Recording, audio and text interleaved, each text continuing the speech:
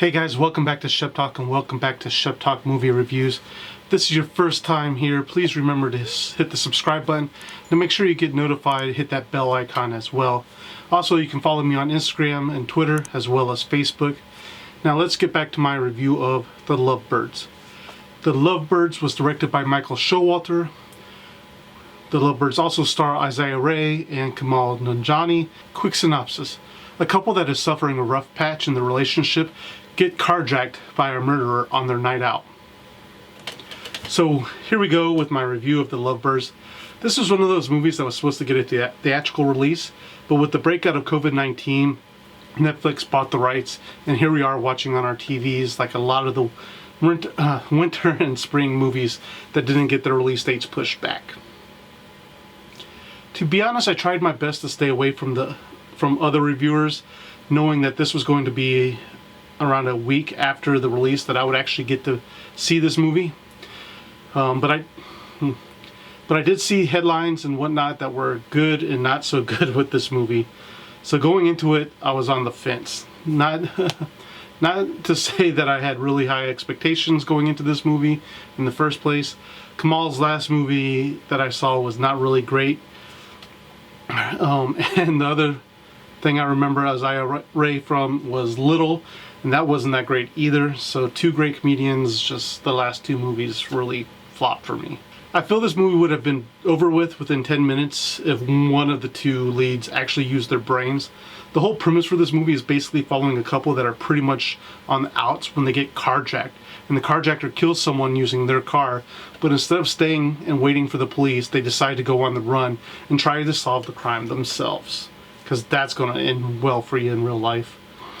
I get it, humans panic and sometimes don't think and just want to run, but even when you finally get somewhere and let yourself calm down, you have to know that turning yourself into the police is smarter than you trying to solve the crime. I mean, the simple fact that the carjacker killed someone in front of you without any regard to you being there should be a big warning that you probably shouldn't be trying to find him. The second thing is you left your car as well as two witnesses, one of them who is already on the phone talking to the police. And then when the police call you, you think you're going to be able to outsmart them or avoid them for any period of time. Isaiah's character Liliana even made the stupid comment that they just lay low until this all blows over. How is this going to blow over? They know your names, where you live, and have your car. They will be able to track you down and find you. You're not exactly smart. And the comedy in this movie just missed for me.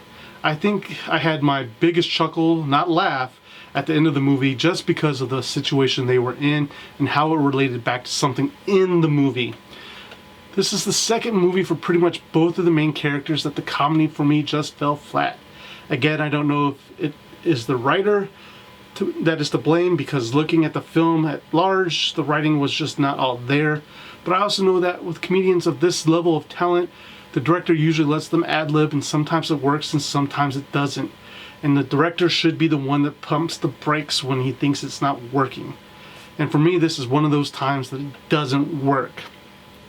I think I'm going to wrap up because you already can see where I'm going with this movie. Were there moments that entertained me? Sure. The scene here and there had its moments, but again, stepping back and looking at this movie as a whole, it really wasn't as funny as it was trying to be, which sucks, because after last week watching those low budget movies, I was expecting much more from a movie of this caliber. So with all that being said, Shep Talk is giving The Lovebirds 2 Sheps out of 5 Sheps. It's just, to me, skip it, guys. There's other comedies out there that are so much better than this one. But that is all I have for you today. If you haven't already, go ahead and hit that subscribe button. And if you like this video, check out some of these other videos over here. I'm sure that you'll find something else that you'll enjoy. But that is all the time I have for you today. Thank you for watching, and I'll see you at the next review.